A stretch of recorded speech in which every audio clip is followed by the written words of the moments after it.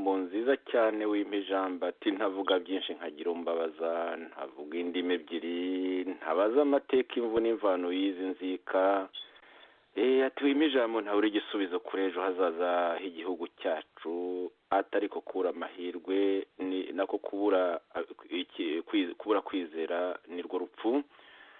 Twongereho tumushimire Masabo Nyangezi umuhanzi umusizi w'indashyikirwa. radiyo ishaka ijwi rya Rwanda Freedom Movement ivugira Washington DC turi kuwa gatatu tariki ya mbere ugushyinga umwaka w'2017 dufite saa 3 z'amanywa n'iminota 7 isaha ya Washington DC, saa 9 z'amanywa n'iminota 7 isaha ya Kigali, saa 8 z'amanywa n'iminota 7 isaha ya Bruxelles, Paris na Geneve, saa 7 z'amanywa n'iminota 7 isaha ya London na saa 9 z'amanywa n'iminota 7 isaha ya Helsinki muri Finland. Ikiganiro twabateguriye uno munsi gifite ino nyito ku cy'ubutegetsi bw'abahutu bwasenyutse butarengeje imyaka 32, amateka akomeye cyane akomeje gukurikira nyine kino gihugu cyacu. Muri kumwe nanjye Joseph Ngarambe nkaba mbashuhuje mbifuriza kandi umunsi mwiza w'abatagatifu bose, umunsi mwiza wa Toussaint, umunsi mwiza wa All Saints kubavuga icyongereza. Muri kumwe kandi na bwana Eugene Ndahayo niyo mutumirwa mukuru, akaba ari umwe mu bagize komite nkuru y'ishyaka Ishakwe RFM, akaba yibereye na vice president yabaye ari vice president nyine w'ishyaka Ishakwe Rwanda Freedom Movement. Muvandimwe Eugene, mikro irafunguye, niba uriho nyumva banza usuhuza abakunzi ba radiyo Ishakwe n'abanywanyi b'ishyaka Ishakwe Rwanda Freedom Movement. Waba unyumva muvandimwe Eugene? Ndakumva bwana Ngarambe. Waramutse? Waramutse. Mwifashe gutaho iriyo?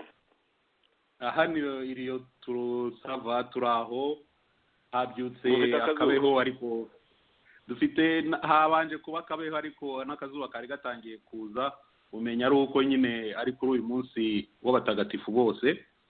Nkaba nanjye nkwifurije kandi n'abatwumva bose abakurikirana ibiganiro byacu byo kuri radiyo y'Ishakwe Rwanda Freedom Movement.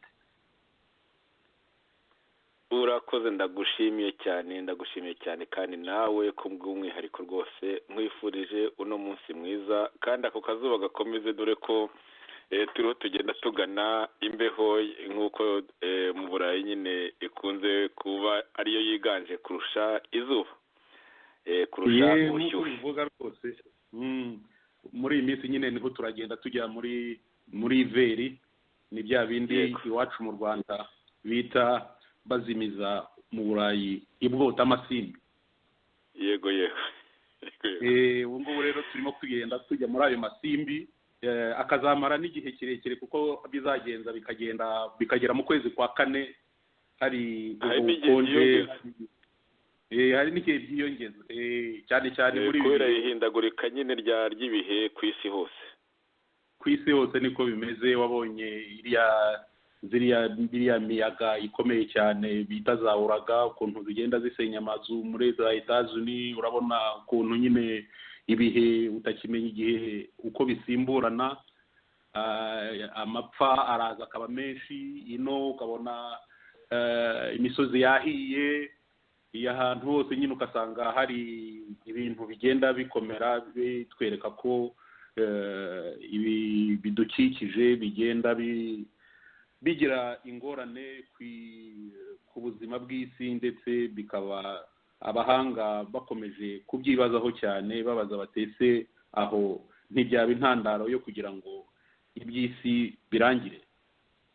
Ndagushimiye cyane rwose, dore ko twanumvise n'uriya musizi ukomeye Masabo Nyangezi, akaba ari n'umuntu wize cyane ibintu bijyanye na geography ndetse n'ibidukikije, akaba yaranabigiyemo mu buyobozi, ibintu azi cyane rwose nta kuntu. Ahubwo tuvuze ibidukikije nyine birumvikana ni ikintu kiba gihangayitse igihugu cyacu cy'u Rwanda, gihangayitse isi,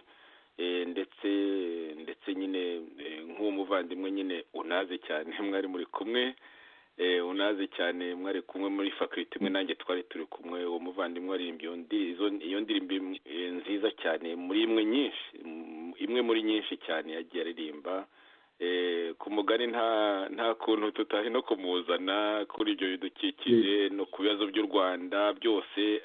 Ni umuntu wagiye abibonera amagambo akomeye cyane twifashisha, nawe tumushimire. Nibyo rwose yagize neza ku gutangiza iki kiganiro n'indirimbo ya Masabo nk'uko bivuga. Ni umuntu nzi kubera ko twabaye muri faculté imwe, muri faculté de lettres, nubwo we yari muri hajya wari umuri inyuma gato ngira ngo nari muri inyuma aho gatoya, yari ari imbere yacu. Ariko nyine usibye no kugira ubwo bumenyi mu bidukikije, ni umuntu ufite n'inganzo koko yumvikana. Indirimbo ze abanyarwanda barazikunda cyane cyane ko ivuga ubuzima bwabo bwa buri munsi. Ibintu byose byagiye bihimbaho, agira indirimbo abihimbira. Uribuka uko yagiye avuga amaperefegitura yose yo mu Rwanda bikitwa gutyo, azenguruka nyine agenda avuga iby'abanyarwanda aho baba bari hose, akazi baba bakora. Uribuka ya ndirimbo yo mu mujyi wa Kigali nyine ukuntu za Caterpillar zazaga bakabura iyo bakwirwa, ariko wabonaga Sarigoma afite n'ibindi byose. Urumva n'ibyabaye muri 1994 bya jenoside, intambara n'ibiki ubu ngubu nabyo byose indirimbo byose. Aranafungwa by'akamama azize inkomoko.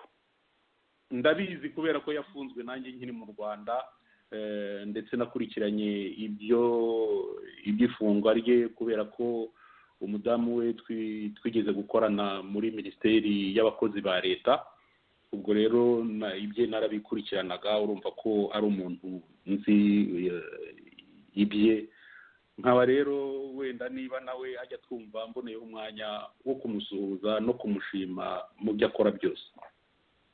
Urakoze cyane rwose. N'iki kiganiro tugiye gukora mu by'ukuri kijyanye n'amateka yacu, kijyanye n'amateka yahuye nayo nawe ubwe by'umwihariko, kandi akaba yabyitwayemo neza, ataravanye mu rwango, yaravanyemo ikintu umuntu yakwita ubushishozi, agakomeza urukundo, ariko akavuga ibintu uko biri adakoresheje indimi ebyiri. nabyo tukabimushimira. Ikiganiro cy'uno munsi, inyito nk'uko twatangiye tuvuga, gifite ino nyito: kuki ubutegetsi bw'abahutu bwasenyutse butarengeje imyaka 32? Ni izihe mpamvu rero zateye ubwo butegetsi bw'abahutu gusenyuka butarengeje imyaka 32 mu gihe cyami Ntutsi yamaze imyaka irenze 400? Iki ni kimwe mu bibazo perezida w'ishyaka Ishakwe Rwanda FM Dr Theogene Rudasingwa yibajije mu kiganiro twise ingaruka z'ubutegetsi bw'igitugu bwa Paul Kagame, FPR-DMI. Umutumirwa wacu rero, wowe Eugene, uno munsi ugiye kutuganirira, nyine ugiye kugerageza kubwira, kuko mu isaha imwe gusa ntabwo wavuga ibintu byose byabiteye cyangwa se ngo ubivuge uko ubyifuza, ariko rero ugiye gutangira kujya imuzi icyo kibazo, nako tubihoramo, ariko ugiye by'umwihariko kujya imuzi icyo kibazo. Ukaba wifuza kuganira abatwumva, abanywanyi b'ishyaka Ishakwe ndetse na radiyo yayo Ishakwe, ubashakira igisubizo cy'icyo kibazo gikomeye, ariko ikibazo cyangombwa kigomba kubonerwa igisubizo kugira ngo twubake inzira y'impinduka. Uri buhere rero ku nkingi z'ingengabitekerezo ya cyami Nyiginya Ntutsi, udusesengurire icyuho cyagiye kiranga ingoma za Repubulika Mputu. Nagira ngo rero rwose tudakomeje gutinda, ariko byari ngombwa cyane ko tuganira kuri uwo musizi ukomeye cyane, ubona n'amagambo akomeye kuri ayo mateka y'igihugu cyacu, kandi wayabayeho akanajyaho. Ndavuga umuvandimwe wacu Masabo Nyangezi. Nagira ngo noneho nawe ushyiraho akawe, kuko nawe uri umuntu w'umuhanga cyane mu byerekeye iby'amateka yacu, uri umwanditsi, twagiye tubivuga, ntabwo ndi bubitindeho uno munsi. kandi rero wavukiye muri politike, ababyeyi bawe b'abanyapolitike bakomeye cyane. Umubyeyi wawe nako papa wo kubyara azira politike muri 1973, mbyibutse ibyo ngibyo. Nyuma yaho ujya muri politike urayikora mu rwego rwo hejuru, nyuma y'amashuri nayo mu rwego rwo hejuru wari ufite ku ngoma zombi, haba ku ngoma ya Habyarimana urangiza amashuri, haba no ku ngoma ya FPR-DMI nyuma ya 1994, kuko we nta kintu washobora kwiburanya, nta bibi wari warakoze, ahubwo nawe wari mu bahutu bahigwa, kuko uri n'ubwo bwoko bw'abahutu, wari mu bwoko bw'abahutu ariko mu bahigwa bazira imyemerere ya politike, bazira intekerezo ya politike. Uragenda uragerageza, ariko usanga nyine urwishe yanka, ni ukuvuga urwishe u Rwanda rugihari.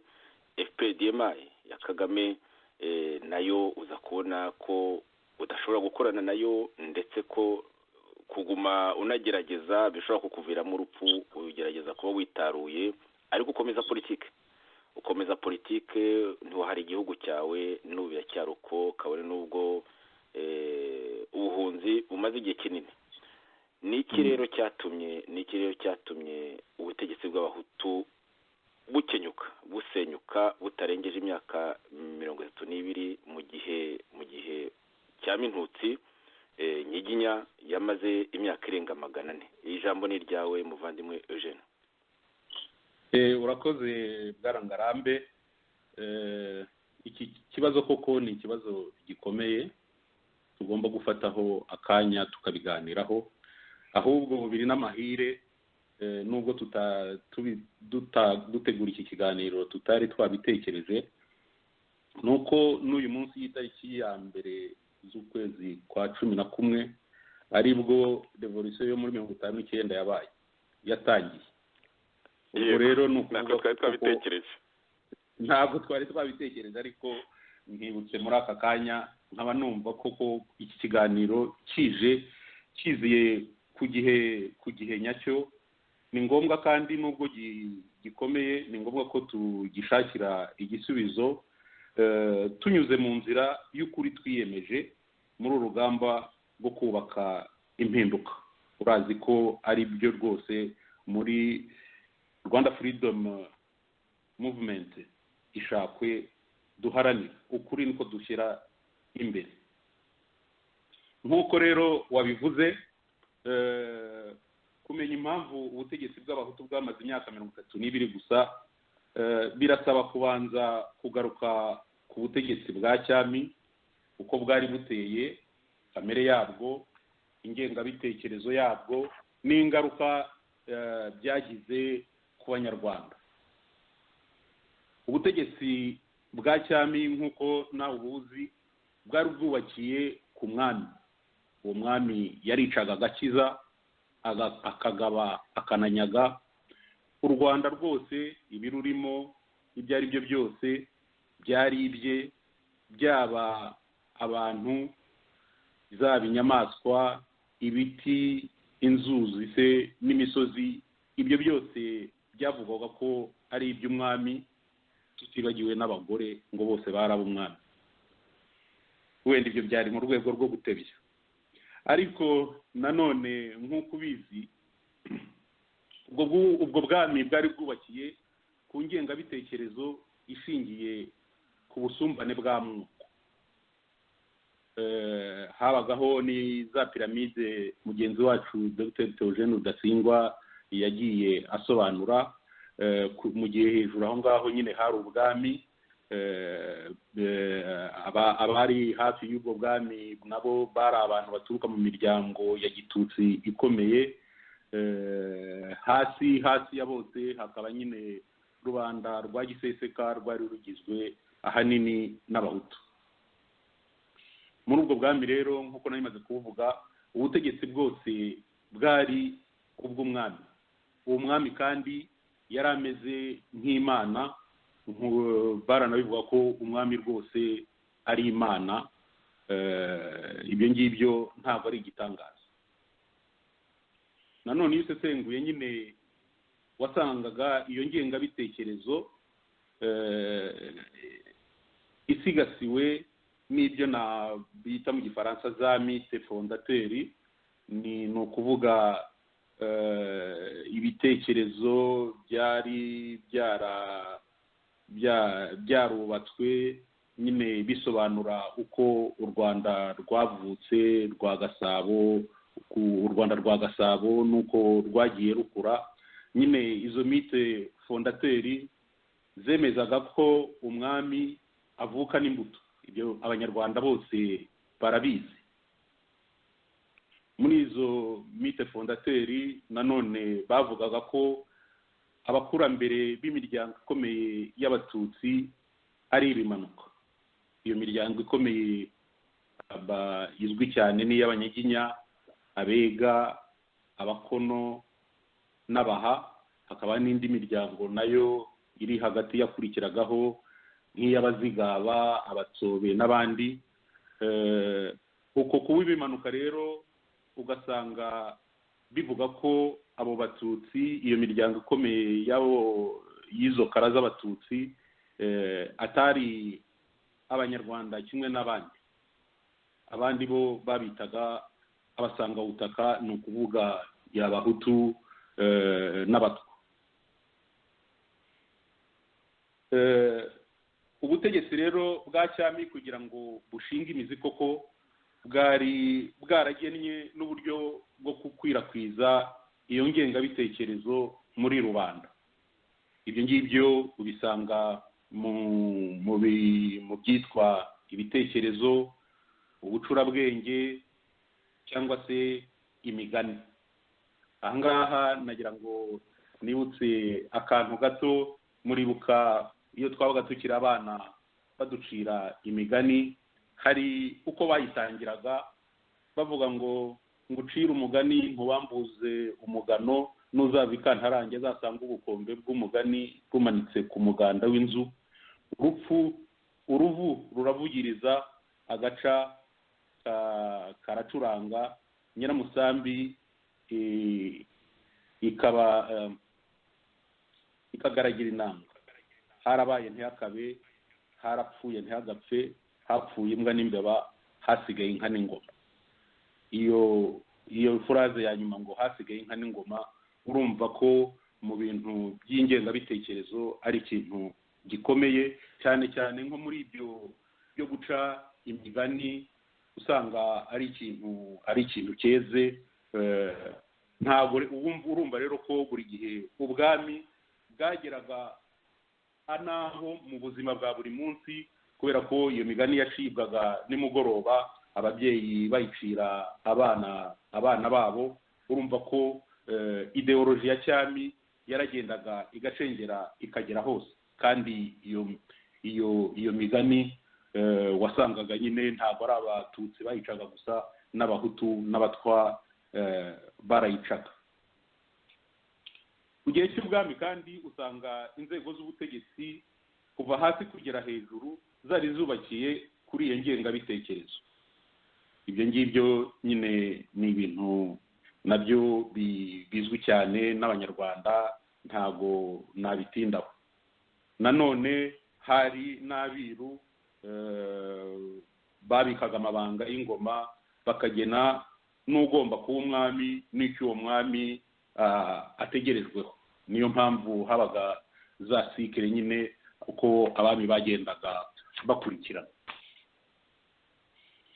Kubera ubujiji rero no kubera imbaraga z'iyo ngengabitekerezo, rubanda yari yarabifashe nk'ivanjiri, ikumva koko umututsi ari we ugomba gutegeka, abandi bakaba abagaragu. Ko u Rwanda rudafite umwami rudashobora kubaho, ko abagore badashobora kubyara, ko inka zitakongera gukamwa, ko imvura itakongera kugwa, n'imyaka ntiyere. Urumva ko nyine ni bya bintu nahereyeho mvuga ko umwami yari afashwe nk'Imana nyine, akaba ari we wari u Rwanda nyine, ku buryo adahari n'u Rwanda rutaba. Mu zindi nkingi zari ziri muri sisitemu ya cyami, umuntu yanavuga na sisitemu ya relation sociale, ni imibanire hagati y'abanyarwanda. Iyo mibanire nk'uko amateka agenda abigaragaza yari yubakiye ku buhake. Akenshi abatutsi kuko aribo bari bafite imitungo, nibo bari bafite inka, nibo bari bafite n'ubutaka, bari bahatse abahutu. Iyi relation rero y'umugaragu na shebuja irakomeye cyane mu buryo cyami yagize imbaraga ku banyarwanda bose. Uwo muco wa gihake koko na n'ubu ngubu uracyokamye abanyarwanda, ku buryo n'ibyo tubona ubu ngubu usanga harimo ibintu bimeze nka gihake. Indi ngingi yari yubatse ubwami bwari bwubakiyeho ni ibyo nakwita organisation militaire, ni ukuvuga uko ingabo zabaga, uko zatoranywaga, nuko n'icyo zari n'inshingano zari zifite. Mu gihe cya cyami abanyarwanda bose bari ingabo z'umwami, kandi izo ngabo zaturukaga muri buri muryango. Ni ukuvuga ko biriya ibyo bitaga itorero, buri munyarwanda wese yabaga ari mu itorero, ariko ingabo umuntu yakwita za professionnel, ingabo z'umwuga, nazo zari zihuriyeho ntabwo abantu bose bari mu matorero bajyaga muri izo ngabo, ariko abashefu b'imiryango nibo batorajyagamo abagabo b'amajigija b'ingufu bajyana muri iyo mitwe y'ingabo. Uko nguko rero niko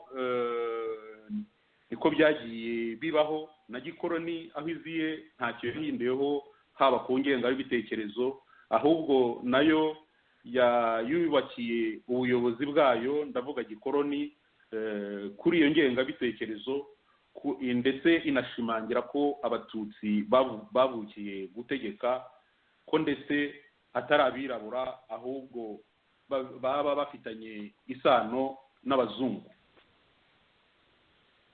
Niko kwifashisha rero ubwami n'abatutsi mu nzira yo kwigisha ivanjiri y'ubukristu n'imirimo y'ibikorwa bifitiye akamaro abakoroni muri gahunda yabo yo kubyaza igihugu cyacu umusaruro ugenewe abakoroni, nk'uko nyine byari bimeze no mu bindi bihugu byose by'igice cyacu cya Afurika n'ahandi hose ku isi.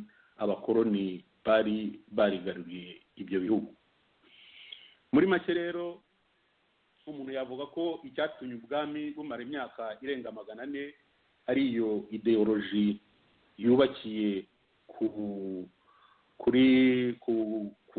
ku batutsi, igaragaza ko abatutsi bari hejuru y'abandi banyarwanda. Iyo ideoloji ikaba yari isigasiwe n'inkingi zikomeye, arizo ibya bindi navugaga byitwa nise mite fondateri z'u Rwanda, ari organisation politique, ari organisation militaire, ari na organisation sociale économique, aho navugaga ubuhake, ndetse hari n'iby'uburetwa. Hari mu bihugu mu mpugu cyami yari itari yafashe cyane, hari ibyo bitaga ubukonde, buriya turaza kubigarukaho. Hari nanone kandi bya bindi by'umuco, bya bindi navugaga nyine, byaba iby'imigani, byaba ibitekerezo, byaba n'ibindi. Izo mite rero n'iyo ideoloji byacengeye mu mitwe y'abanyarwanda, ku buryo kubibakuramo na n'ubu bigikomeye. Abatutsi benshi, ariko cyane cyane abaheza nk'undi, babifashe nk'ihame ridakuka, bumva ko baremewe gutegeka u Rwanda. Kuba inyenzi nyuma ya revolution zarahise zishora ibitero kugeza muri 1967, nyuma inkotanyi zikubura ibyo bitero muri 1990, zikaza gufata ubutegetsi muri 1994 hejuru y'imirambo n'amaraso n'imivu y'amaraso itagira ikigereranyo ahanini ni uko badashobora kwihanganira ko hari umuhutu uyobora u Rwanda. Ni naho Kagame avana ya mvugo ngo hagati ya 59 na 94 u Rwanda ntirwabagaho. Kuri we n'abandi n'agatsiko kamushyigikiye k'abatutsi b'intagondwa, kurwanya abahutu ni inshingano. Mu kanya nk'uko turi buze kubona, ariko ku bahutu iyo ideoloji n'ibyari bisigasiye byatumanye biyumva nabo nk'abateruzi b'ibibindi, desenture. Iri jambo abateruzi b'ibibindi ndakeka ko abantu mwahoze muri RNC ari mwe mwarizanye kandi koko rifite ishingiro. Mu gihe mu rwego rwa ideoloji rero abatutsi bari bafite ikibahuza batitaye ku duce tw'u Rwanda baturukamo, ku bahutu siko byari bimeze. Mu gihe umuntu yavuga ko ubututsi ari ideoloji cyangwa ko hari ideoloji abatutsi bahuriyeho, ubuhutu bwo ntacyo buvuze. Ntacyo umuhutu w'Icyangugu ahuriyeho n'umuhutu wo mu Ruhengeri, wenda usibye akarengane bagize ku gihe cya cyane. Nta kintu kibahuza nk'uko ku batutsi bimeze. Usanga ahubwo hari abumva ari abahutu kurusha abandi. Icyari kigiye rero kubahuza akaba ari revolution twavugaga mu kanya yo muri 59, ariko nabyo ntibyateye kabiri, kuko no guhera mu ntangiriro abahutu, aha ndavuga elite y'abahutu, batari bafite imyumvire imwe. Mbere yo kwerekana icyo mperaho mvuga ibyo, ndagira ngo nshimangire ko 59 ari umwaka w'impinduka ikomeye mu mateka y'u Rwanda, kuko ariyo yavanyeho ubwami nyine bwa bundi tumaze kuvuga uko bwari buteye, bushingiye ku busumbane kamere bw'amoko n'ubuhake, ikabusimbuza repubulika na demokarasi. Ni ukuvuga ubutegetsi bushingiye ku nyungu za rubanda kandi butangwa na rubanda binyuze mu matora adafifite. Ubutegetsi bushingiye kuri rubanda, bwubaha rubanda kandi bukorera rubanda. Ubwo butegetsi bwa repubulika ni nabwo tukigenderaho kugeza na n'ubu, ni nabwo bwinjije u Rwanda mu muryango mpuzamahanga. Mbere rero yo kugira ngo nerekane ibyo nari maze kuvuga ku bahutu, nagira ngo ngarambe niba hari nawe icyo commentaire wakora kuri ibyo nari maze kuvuga, ube wayikora, noneho tujye dukomeze ikiganiro. Urakoze cyane, wavuze ibintu byinshi byiza cyane kandi mu by'ukuri bisubiza amateka, bifite icyo bigomba kuba byungura nk'urubyiruko rutazi aya mateka, kandi ubivuga hatagamije gushyamiranya amoko, hagamije kugira ngo twumve amateka yacu, twumve n'ukuntu nyine yagiye atugira abo turi bo, harimo ibibazo bigaragarira muri elite, mu bayobozi baba abatutsi baba abahutu. Iyo mico mibi, iyo myumvire mibi yo kuvuga ko hari ubwoko buruta ubundi, ibyo bintu biriho. Gusa rero muri ayo moko y'abatutsi harimo ayumvaga aruta andi, kuko nabo burya bagiye batsembana bicana hagati y'abatutsi. Ikindi cyo n'ubu ngubu biragenda binagaragara, nk'uko ntekeza kuri ubizeho, nk'uko no mu bahutu muri iyo myaka mike y'abategetse 32 habayemo ubwicanyi hagati y'abahutu, ndetse bunatanga urwaho rwabo ngabo nka ba Kagame bagumanye iyo myumvire ya kera yo kuvuga ko umututsi asumba umuhutu, ko n'ubundi rwose kubona umuhutu yategetse ari impanuka. Tuzanabigarukaho kuko ni ikiganiro duteganya kuzagerana na Dr. Theogene Rudasingwa, aho nk'umututsi wari warahunze ari mutoya, ndumva yarahunze ari uruhinja nawe, cyangwa se yanavukiye muri Uganda, simbyibuka neza. ariko ibyo ari byose yakuriye muri Uganda ari mu batutsi b'impunzi, bityo rero mu rwego rwo kuvugisha ukuri nawe azaza noneho arusheho kubivuga birambuye, avuga iyo mibonere y'abo batutsi uko babaga babona abo ba Kagame, abo ba Kabarebe n'abandi bakomeye b'abatutsi nyine bari bamaze kuba sinavuga ingimbi, bari bamaze kuba abasore, bavuga bati tugiye kwisubiza ibyacu mu by'ukuri. Gusa rero ntabwo abatutsi bose ariko banabibonaga, siko babibonaga bose mu by'ukuri, kandi harimo n'abahutu b'abaprogressiste nka ba Seti Sendashonga, Kanyarengwe sinavuga ko ari umuprogressiste, ariko kubera kuba yaratandukanye na Habyarimana yaragerageje gushaka amaboko aho ngaho muri abo batutsi, bityo rero agasa nawe yari nk'umuteruzi, nuko umuntu yabivuga umuteruzi ibindi, avuga ati byibuze nongeye kugaragara, nongeye kuba umuntu, sinahamya ko ideology mu by'ukuri yayemeraga. Uraza kumbwira ni hari byinshi uzi wabikurikiraga hafi, sinahamya ko Kanyarengwe mu by'ukuri yari afite ideology ya Kagame. Ntekereza yuko nk'uko binameze ubu muri FPR, hari agaco ka FPR DMI kabaga gafite ibyo gakora by'amahano, harimo gutsemba abahutu, n'ibyo kagamije bishingiye kuri ideology y'ubusumbane.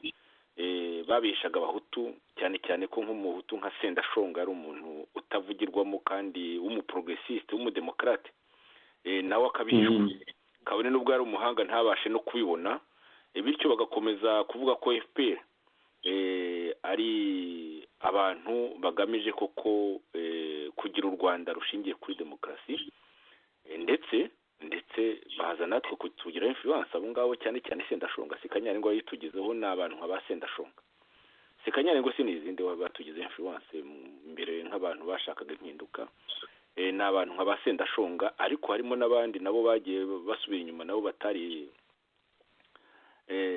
bafite ideology y'ubusumbane, nabo Kagame yagiye abigezayo. Barimo abo bariya bamaze impaka, barimo abo ba Rudasingwa, bari abantu nabo bagenda badefanda demokarasi, bemera bibwira yuko ariko ari yo ntekerezo kuko ya FPR. Mu gihe hari FPR DMI yabaga ifite gahunda, ifite n'intekerezo yindi, ikaba ariyo yagiye mu bikorwa. Icyo kintu rero nagira ngo turebe uko twagitindaho. Akandi kantu muri za mite wabikomojeho mu by'ukuri, ariko hari nka kamwe utavuze muri mite y'abatutsi, bya bindi ngo by'abaraye bamena amata bagahutu gatwa imite y'ubusumbane kuko Imana nyine yagiye ituma za mite fondateri navugaga. Yego za mite fondateri ajya n'ibiti byose, n'ukuntu nyine abantu igihe babatumaga kujya gushaka igisubizo kumenya ari ku bintu by'ukuntu ibihe bikurikirana za sezo, noneho bagasanga nyine abakohereza umutwa umuhutu n'umututsi, noneho bagerayo umututsi akabarusha amayeri, akumva igisobanuro cya za sezo, mu gihe abandi bari basinziye cyangwa se abandi bamennye amata, ku buryo nyine aho ngaho ariho umututsi yagaragaje ko ari we nyine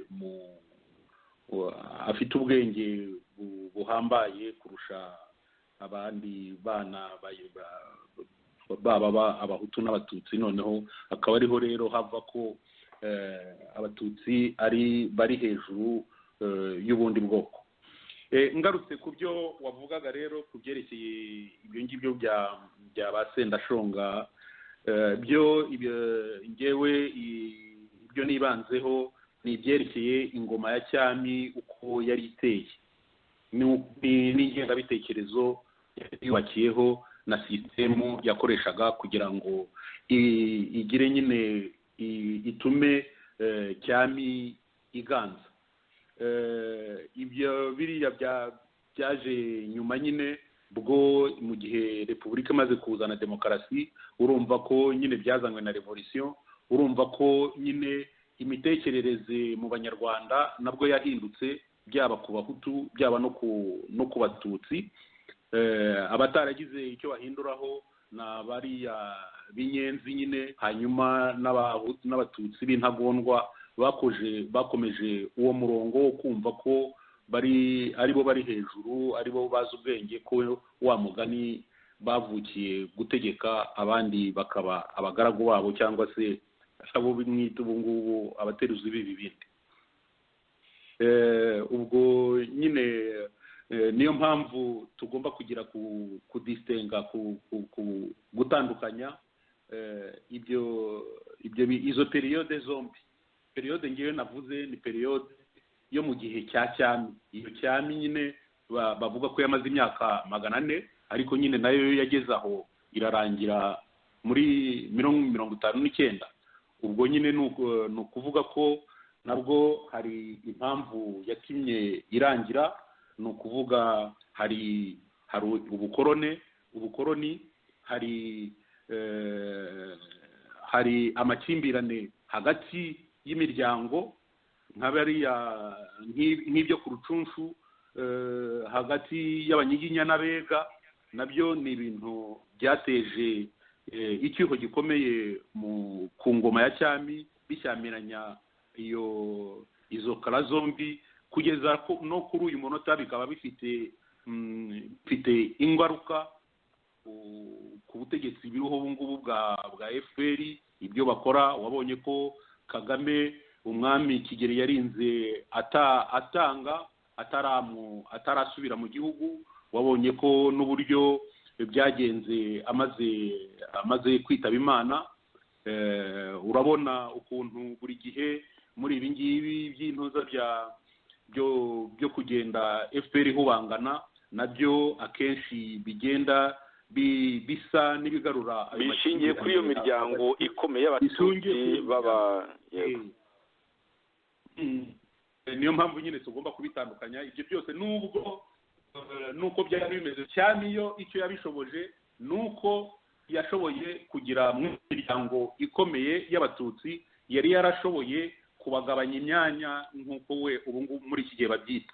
Urabona ko akenshi umwami yagombaga kuba Umunyiginya, akenshi umugabekazi akava mu muryango w'Abega, ariko byageze aho naho birivanga, ugasanga n'isubiye mu mateka y'u Rwanda, usanga hamwe nyine byaragiye bidakurikiza iyo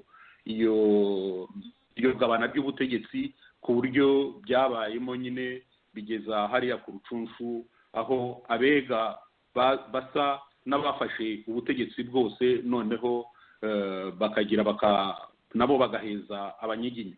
Urazi ko ibyo ngibyo ukuntu umwami Rutarindwa yapfuye, abantu benshi bo mu muryango w'Abanyiginya bakicwa, ndetse n'abandi bagahunga.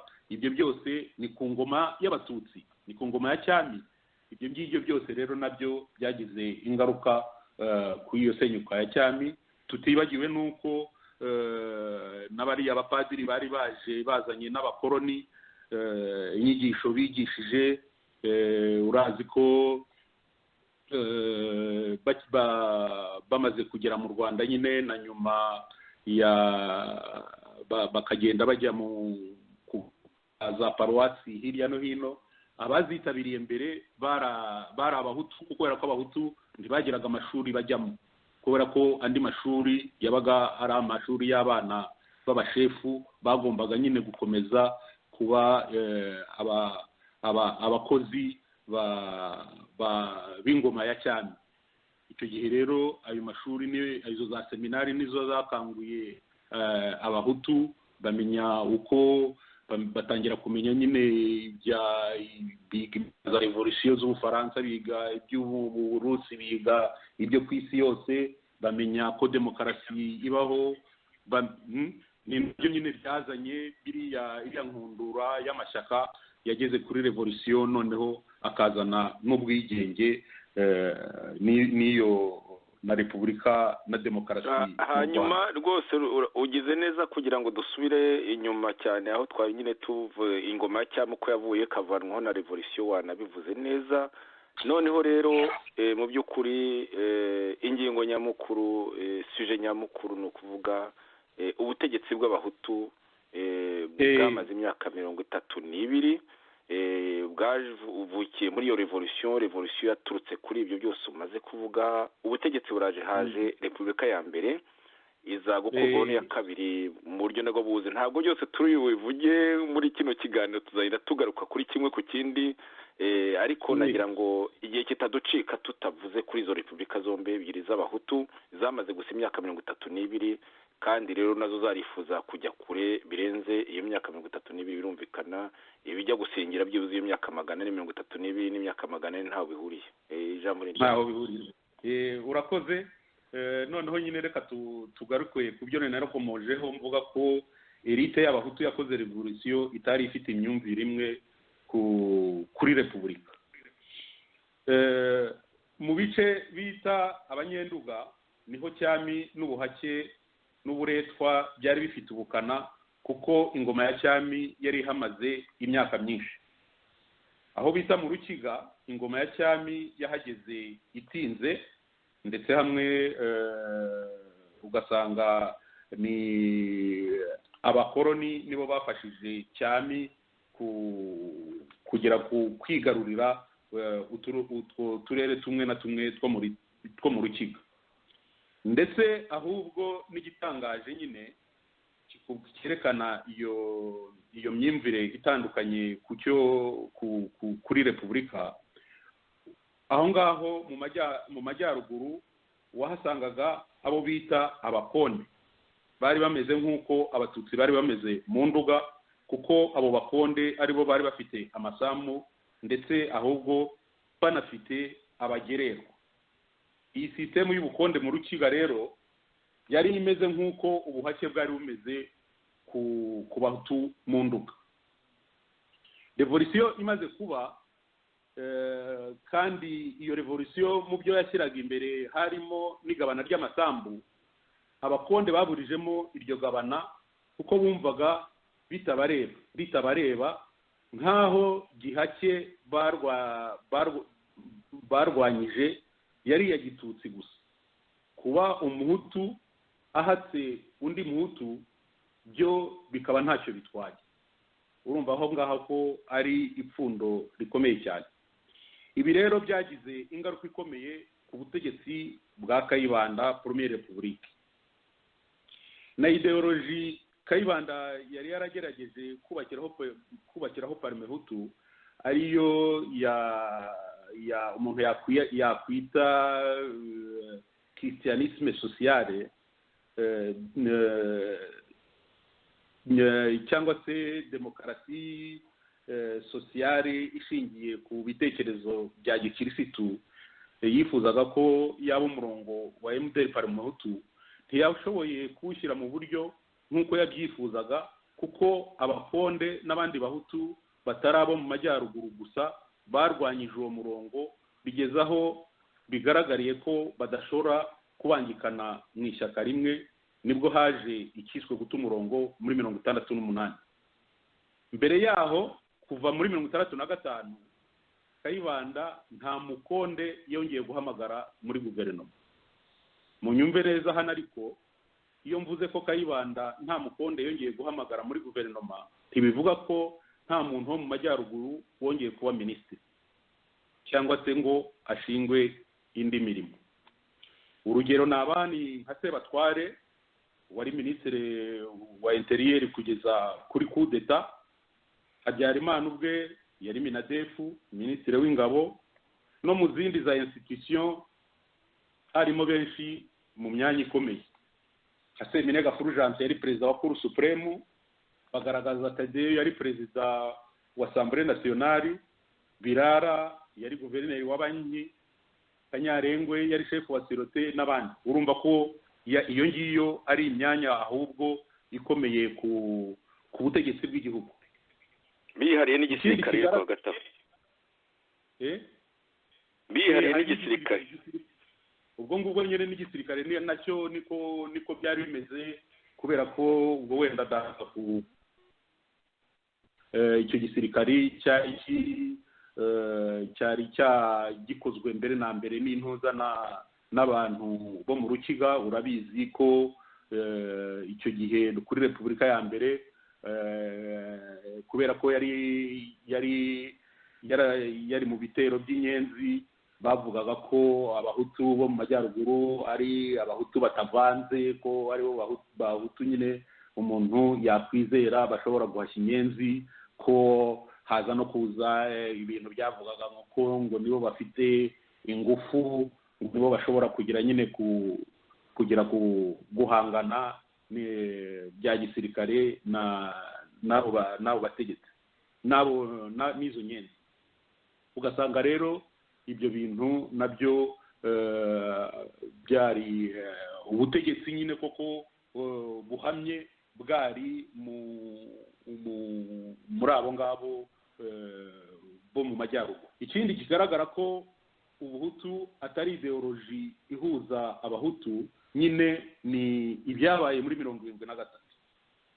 Abakoze kudeta bitwaje imvururu bo ubwabo bashoje bakanazigiramo uruhare kugira ngo babone n'impamvu yo guhirika Kayibanda ngo bamusimbure. Abo ngabo rero ahangaha naho wenda dushobora kuzahagaruka kubera ko abantu kubera propaganda yagiye iba n'ukuntu abakoze kudeta nyine bagashyiraho inzego nshya bashatse kugira gusobanura impamvu bakoze iyo kudeta, nyamara ugasanga imvururu zabaga muri 1972 kugeza muri 1973 aribo bari baziri inyuma.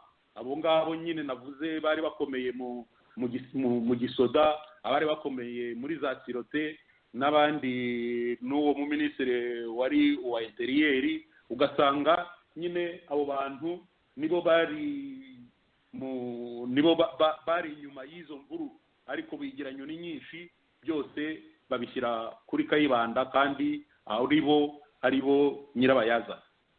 Barangije baramwica, batsemba n'abantu mu majyepfo n'abahutu mu majyepfo biganjemo abakoze iyo revolution. Nako nagira ngo nkakubwire ikindi cyo ngira ngo nkwibutse tuzanakigarukaho kuko ntituri bubonere umwanya byose, nuko nyuma yo gukora kudeta Habyarimana mu kwezi kwa 9 1973 yagiye i Burundi gukeza Michel Micombero wari umaze gukorera jenoside abahutu b'i Burundi, elite y'abahutu b'i Burundi. Aho turi mu kwezi kwa 9 1973. Habyarimana yaravuye mu nama arije, inama y'abanonariye rwose, abantu bose babishaka bashobora kujya kuri Google bakabishakisha bakareba radio televiziyo y'Abaswisse. Yakoze mission yeberekana Habyarimana yasangira na Micombero byeri bivuga ibigwi. Mu kwezi kwa 9 Micombero wo mu gatsiko k'abatutsi b'abahima b'i Burundi wari umaze gutsemba elite y'abahutu muri iyo 1972 imbere yuko no mu Rwanda abategura kudeta bakora kiriya kintu bise muyaga.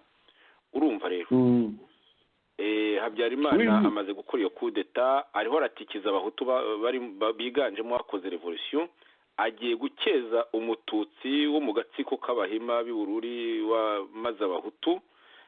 Noneho haraje, urumva ko ya ideoloji y'abo bahutu mu by'ukuri nk'uko baje kuyizana nyuma ibintu byakomeye n'imfitirano nagira ngo komeze ibyo tuzagenda tubigarukaho. Rwose tuzagenda tubyungurana n'ibitekerezo nk'uko nari maze kubivuga. Rero urumva bakoze kudeta ari nabo bari babifitemo uruhare. Igikorwa cyabo cya mbere cyabaye gufunga no kwica abo barwanashyaka b'Imena bayoboye revolution bakavanaho cyami bakimuka Repubulika na Demokarasi. Ntibyagarukiye aho ngaho kuko iyo usesenguye neza ibikorwa byabo byashyirwa mu rwego rwo kubaka contre revolution, kuko aribo batangiye gusibanganya ibikorwa ibimenyetso byose by'iyo revolution n'iyo repubulika. Twavuze icyo kugira nyine gufunga no kwica abayobozi ba revolution. Hari bahise nanone bahagarika ishyaka MDR Parmehutu, bayisimbuza MRND itaragiraga uruti rw'umugongo, nta na sokore ideologique, mbega ikintu cy'igihindu genda.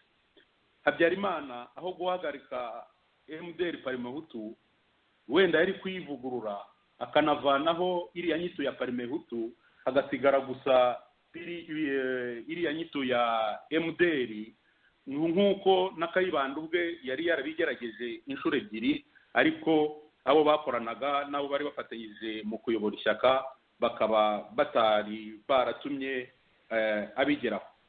Ikindi gikorwa nyine ibindi bakoze namwe murabizi niba byo gusibanganya icyo ari cyo cyose kibutsa revolution n'inzira yagejeje abanyarwanda kuri repubulika, demokarasi na independence.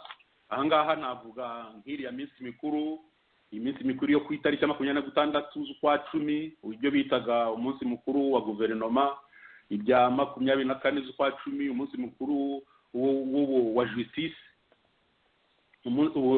itariki 28 z'ukwa mbere ariyo umunsi mukuru wa demokarasi, akaba ari naho nyine ariho ubwami bwavuyeho mu Rwanda.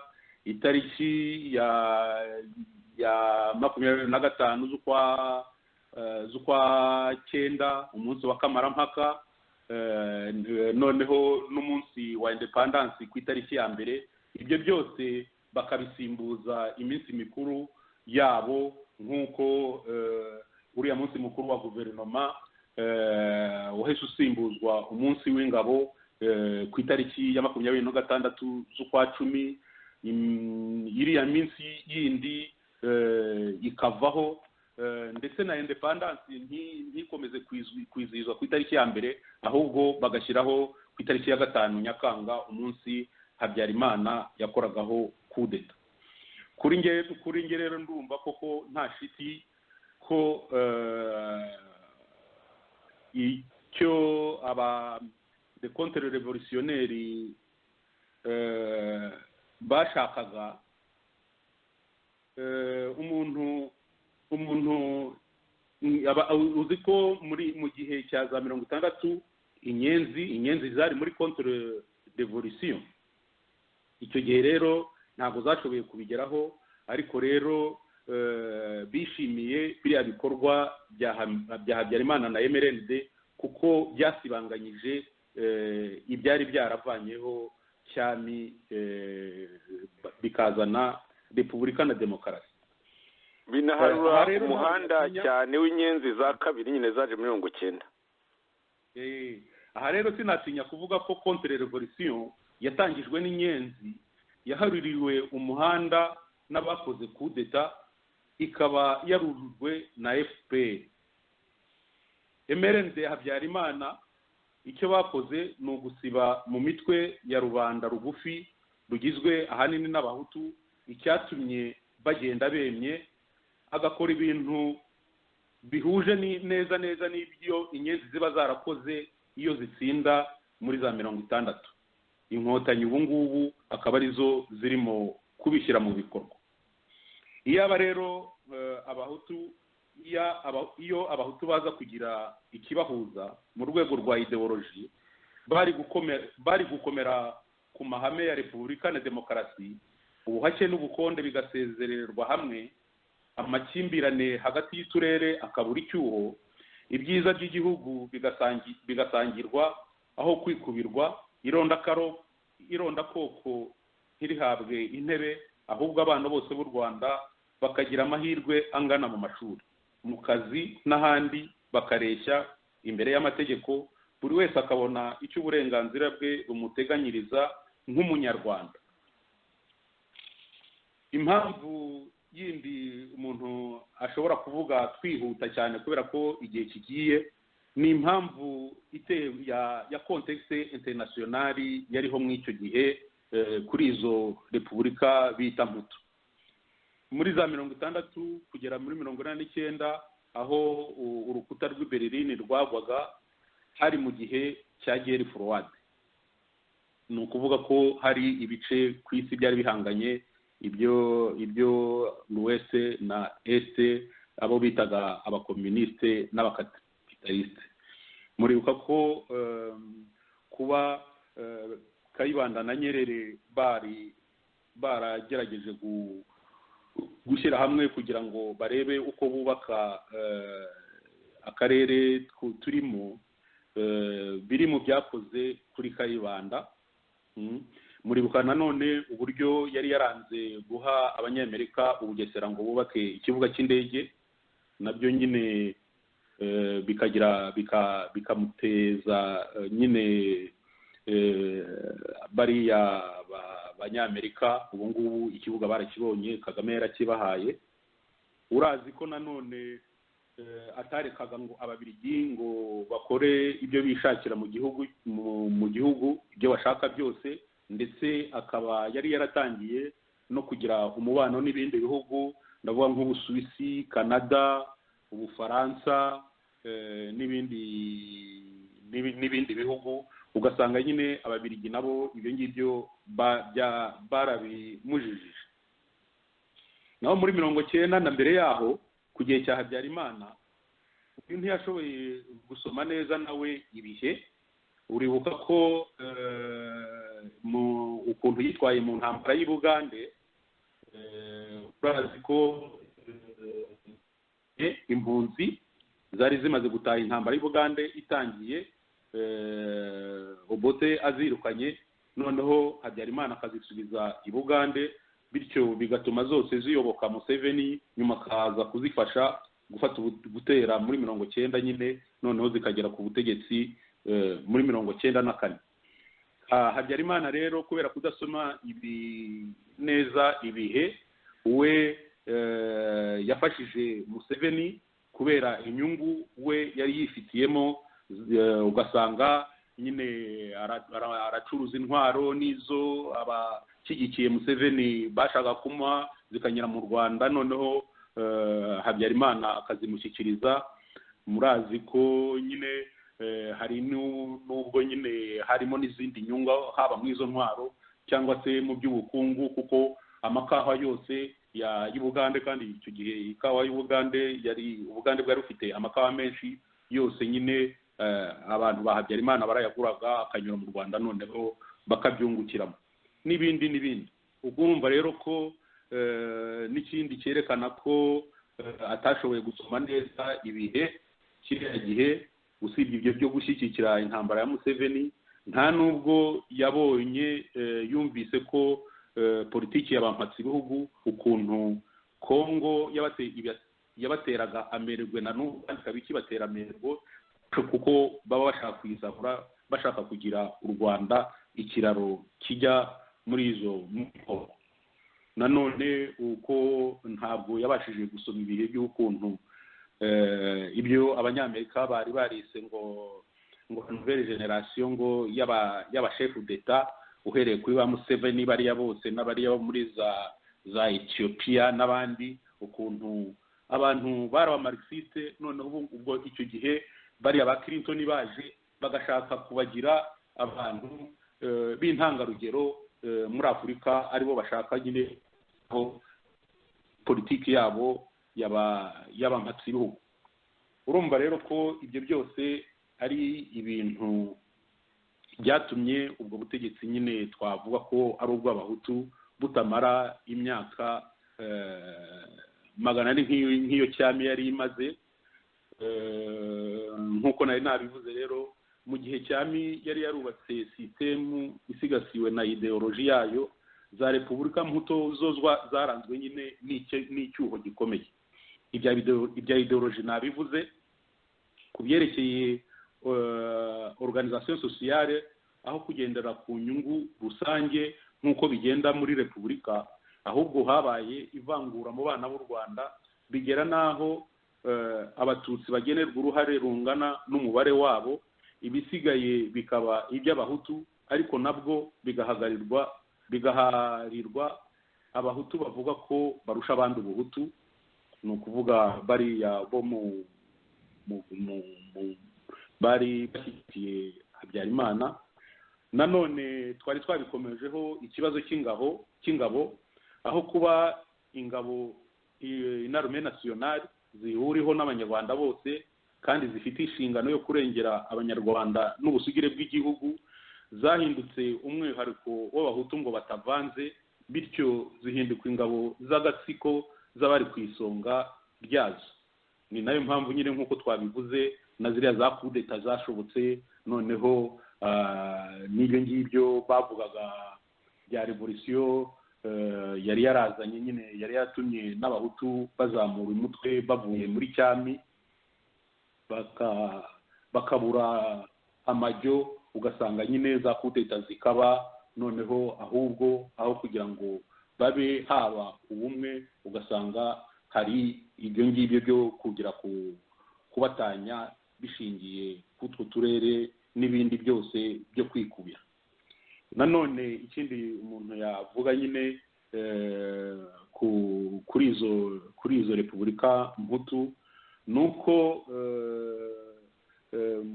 mu gihe imyaka myinshi yose yamaze, nari navuze ko MRND yabaye ari nk'igihindugembe, ari nta sokere ideologike yari ifite, wasanze yarabihuye kubera ko ntabwo umuco wahawe umwanya ukuye mu buzima bw'igihugu, ahubwo nyine MRND imaze kuza habayeho ibintu byo kujya gusa muri animasiyo no kugira ku kirite de la personnalité, noneho ugasanga ibintu byose byabuze kirengera, nta muco ukibaho mu gihugu. Ugasanga kubera ko akenshi iyo wavugaga umuco bumvaga ko ari umuco wa gitutsi, amfe ntibumve ko atari umuco wa gitutsi, ari umuco nyarwanda. Noneho bikaba rero byarabuzaga ibyo byose byo kugira ngo abantu babe bagira koko bahurira k'uwo muco, cyane cyane ko abanyarwanda twese duhuje ururimi, duhuje imyumvire y'ibintu, byaba dufite idini rimwe gakondo ririya ryo kubandwa, nuko hakabaho nuko duturanye, nta bipande by'abahutu nta n'ibipande by'abatutsi bibaho, ahubwo abanyarwanda ni amahirwe kuba ari abantu bafite umuco umwe, ahubwo ugasanga nyine ibyo bintu ntabwo byitaweho. Noneho nabyo bikaba navuga ko biri mu bintu byatumye ingoma Hutu nyine itagira itembagara vuba, hashize imyaka 32 gusa, mu gihe cyamiyo yamaze iyo myaka 100. Bwana Ngarambe rero nk'uko byumva, ibi ni ibintu, iki kibazo ni ikibazo gikomeye cyane tugomba kwitaho. Ntabwo muri iyi minota mike dufite twarangiza isesengura, ariko iyi ni intango y'ibintu tugomba kuzagenda tugarukaho mu minsi iri imbere, kuko ari iyi nzira nyine yo kwiyumvisha uko ibintu byagiye bipfa, ari bwo buryo bwonyine bushobora gutuma haza impinduka ikomeye koko, noneho n'abanyarwanda bakongera kubona ubutegetsi biyumvamo bose, tukava mu ibyo ngibyo bya gihutu bya gitutsi, noneho tukubaka koko repubulika iduhuza, kubera ko repubulika itarobanura mu bana bayo. Urakoze rero. Ndagushimiye cyane rwose. Nagira ngo ku mugani tugerageze gusozaho, kuko ntabwo iki kiganiro cy'isaha imwe ntabwo gihagije kugira ngo ibyo byose tubivuga, ariko wagiye bikomozaho. Wavuze ukuntu izo repubulika ebyiri z'abahutu, imwe mu by'ukuri yishe indi, no kuvuga repubulika ya kabiri ya Habyarimana, ikintu yakoze cya mbere ni ukuniga iya mbere, ari ibimenyetso byayo, ndetse ari n'abantu ubwayo bagize uruhare muri revolution no gushinga repubulika ya mbere. Ikindi cyo nk'uko nabyibukije, habayeho nko gushaka yego abanyarwanda bose bagomba kubona umwanya wabo, barimo n'abatutsi, aho tubyumvikaneho nta kibazo cyari gihari aho ngaho, ariko icyo Habyarimana yakoze agikuraho Kayibanda ndetse birimo no kwica abo bari muri guverinoma n'abandi bari mu yindi mirimo, habayeho ushobora no kubisanga mu gitabo cya James Gasana du parti Etat à l'État garnison, aho avuga ukuntu habaye icyobo gikomeye cyane hagati y'Abakiga n'Abanyenduga, bivuye nyine kuri iyo ryo yitwa yo kudeta n'ukuntu yabaye kudeta yavushije amaraso hagati y'abahutu ubwabo. Ariko aza no kuvuga ati muri icyo gitabo cye aravuga ati habayeho nuko Habyarimana yagiye gushaka alliance, yagiye gushaka ubucuti mu Batutsi, nta kureba ngo ni Umututsi wenda ubu progressiste n'umutoya Abatutsi. Ahereye kuri ibyo navuze bya Burundi yari amaze gukora genocide muri 72. Muri iyo genocide uribuka ko banayipfuye na leta ya Kayibanda rwose bagaterana n'amagambo kuri radio ngira ngo babyibuka bagasa munyiga na za editorial zabo. Gasa munyigo nawe waje kwicwa n'aba Habyarimana baze gukora kudeta. Gasa munyiga ari umunyabutare. Ibyo byose byarabaye, habamwe subirana mu ry'Abahutu rikomeye cyane, ndetse habamo no kujya gushaka amaboko mu Batutsi, nabyo Habyarimana yerekanye kabone n'ubwo yari yarabameneje muri 73, nabyo tuzabigarukaho. Ariko rero byose bigerekwa kuri Kayibanda, ndetse ajya gukeza uwo Micombero nkuko nabivuze mu kanya avuye muri arere mu kwezi kwa 9 rwose bikiri bishya ku detail imaze amezi 2 gusa. Imva nako ibyobo rusange by'Abahutu bya elite y'Abahutu b'i Burundi byari bikiri aho ngaho, arangije ajya gukeza umugenosideri Micombero. Araza akomeza ubwicanyi yakoreye Abahutu ba Repubulika ya mbere, ubu ni Habyarimana ndiho mvuga, na Repubulika ya kabiri. Uzi ko byatangiye muri 73 ariko bikaba byararangiye muri za 76, kuko bose ntabwo bapfiriye umwaka umwe, babishe urupfu rw'agashinyaguro. Ikindi cyateye inzika ikomeye hagati y'Abakiga n'Abanyenduga, nyine ubwo bwicanyi bwa kinyamaswa. Ibyo rero byose wabivuze, ariko ntabwo byose twabirangiza, tuzabigarukaho. Nagira ngo usoze kino kiganiro ngushimire cyane, kandi rero ubu turavuga iby'Abahutu, twanavuze reko n'ibyo Abatutsi n'ingoma ya Gitutsi ya mbere ya 59. Tuzanagaruka ku ngoma ya Habyarimana, wenda no kuri ya Repubulika ya mbere.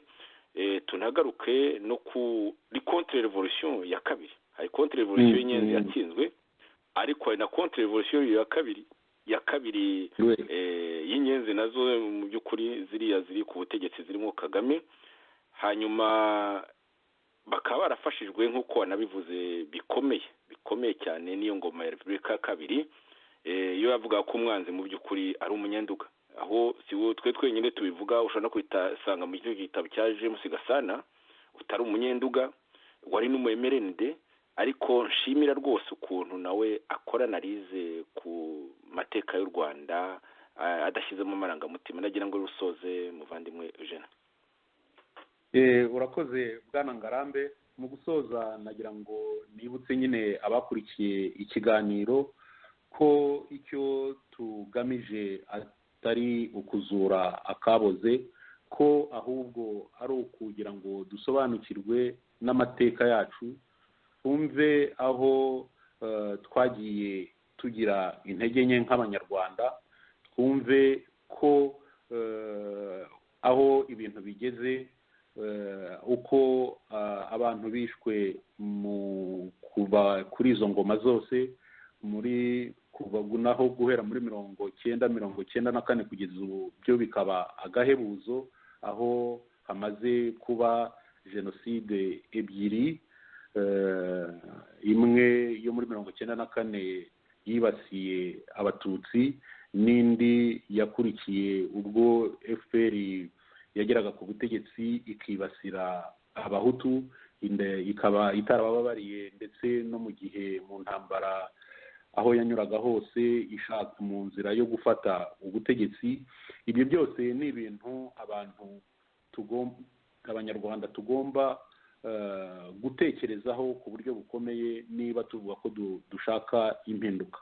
Ntako washaka impinduka hari ibintu bimwe na bimwe ugeraho ukanyerera, cyane cyane kubera ko udashaka kwemera ko kuko byakozwe n'abo wowe wumva muhuje ibitekerezo cyangwa se muhuje akarere. Ibyo bintu ni ibintu bizadufasha cyane kugira ngo tuzabone inzira iboneye yo gushyiraho ubutegetsi koko bukorera abanyarwanda. Ngewe nshyigikiye repubulika ku buryo bwimazeyo, kuko iyo wumvise icyo repubulika icyo ari cyo ntabwo uba ukigiye muri bya bindi byo gushaka ivangura n'ibindi byose ushingiye ku bwoko bw'umuntu, ku karere ke, cyangwa se ushingiye ku bindi bishobora gutanya abanyarwanda. Repubulika ni sisitemu isigasira buri munyagihugu, kuko igihugu n'abagituye ari bo bikuru kuturuta nk'abantu ubwacu, waba uri umuturage, waba se uri no mu rwego rw'ubuyobozi, kabone niyo waba uri perezida wa repubulika, ugomba kumva ko buri gihe igihugu n'abaturage bacyo bakuruta, ko umwanya uriho ari umwanya baba bagutije kubera ko uba wabagejejeho porogaramu yawe, bakumva ishobora kubateza imbere nyine nk'abenegihugu, no guteza imbere igihugu cyose. Baba batakubonye, babonye ko ibyo ukora bidahuje n'ibyo wari wasezeranyije, bakagusezerera rwose. Atari biriya Kagame akomeza guhindura constitution ngo abanyarwanda babimusabye, ngo nawe ngo arabibemereye, noneho ukabona aratangiye abonye 99, ariko nyamara agira umuntu uvuga uti ibi n'ibi, ugasanga arahubutse wese, araje n'inyundo, wa mugani nk'uko abivuga, agafata inyundo kugira ngo yice isasi. Uwo rero ntabwo ari we perezida abanyarwanda bakeneye, ntabwo ari perezida igihugu gikeneye, nta nubwo ari nawe ushobora guha amasomo abanyarwanda, abigisha uko bagomba kuva mu nzira y'ubwicanyi bakajya mu nzira ya demokarasi, kuko we ubwe ibyo ngibyo byose abifitemo uruhare, haba mu bwicanyi, haba no kunyonga constitution y'igihugu. Niba twavuze rero ku ngoma ya cyami no ku ngoma za repubulika mputu, ntabwo bizanatubuza no gukomeza kuvuga ububi bw'iyi ngoma iriho. Cyane cyane nashatse kwerekana nyine uko sisitemu ziba zubatse. Iyo sisitemu ya cyami biragaragara ko yari ifite mu bwayo uko yategekaga, yari ifite uko nyine iteye, akaba ari nayo mpamvu yagize imbaraga n'ingufu zihagije ikamara iyo myaka 400. Noneho repubulika bita mputu zo ugasanga zitari zifite sisitemu ishingiye kuri ideoloji yari ijyanye n'igihe tugezemo, nyine muri ibyo ngibyo bya repubulika na demokarasi, kubera ko ku gihe cya cyami ntawavugaga nyine umwami yari imana, ariko abanyarwanda bamaze kumenya demokarasi na repubulika, iyo myumvire yarahindutse. Ntabwo washoboraga kubabindikiranya ngo uri imana ngo bagukundire. Ni nayo mpamvu nyine n'ubu ngubu usanga abagerageza gukora nka cyami, nka biriya bya Kagame, bidashobora gukunda muri iki gihe tugezemo, muri iki gihe nyine abantu bajijukiwe n'uburenganzira bw'ikiremwamuntu, bajijukiwe n'uburenganzira bwabo bwo kuvuga icyo bashaka, byo gutekereza icyo bashaka, bwo kujya aho bashaka, n'ubwo kuvanaho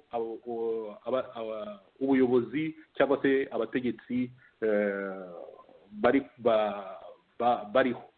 Niyo mpamvu rero natwe muri iki gihe tuvuga ko turimo gushaka impinduka, tugomba kuzirikana izo sisitemu tukazicengera kugira ngo tuzivanemo amasomo atazatuma hongeraho kubaho cyangwa intutsi cyangwa se ngo habe repubulika mbuto.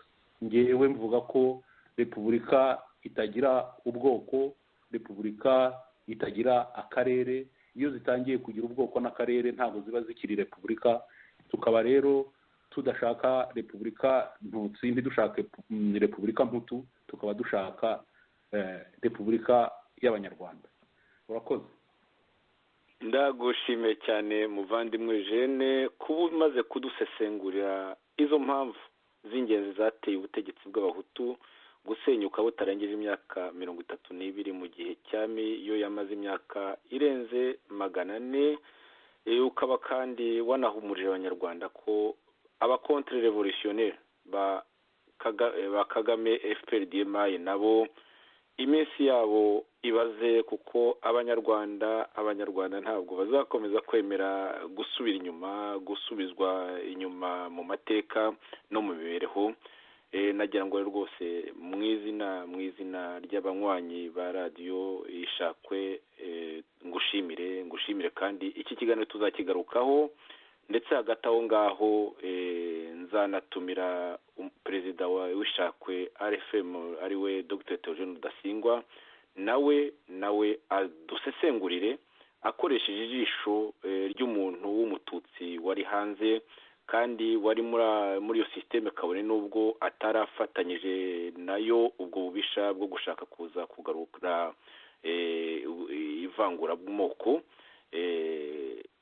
Kandi rero twiyemeje kuvugisha ukuri, nawe tuzamubwira asesengura akoresheje iryo jisho ry'umuntu w'umututsi wabaye hanze kandi wari ukomeye cyane muri FPR. Ndabashimiye rero nshuti mwari muduteze amatwi, nongere nshimire na Eugene Ndahayo umaze kutugezaho rino sesengura. Naho utaha kandi nawe azagaruka, kuko ingingo ntabwo zishize zose, kandi ibibazo muzagenda mutubaza nzabimugezaho. Mwirirwe mwese kandi mukomeze kugira umunsi mukuru mwiza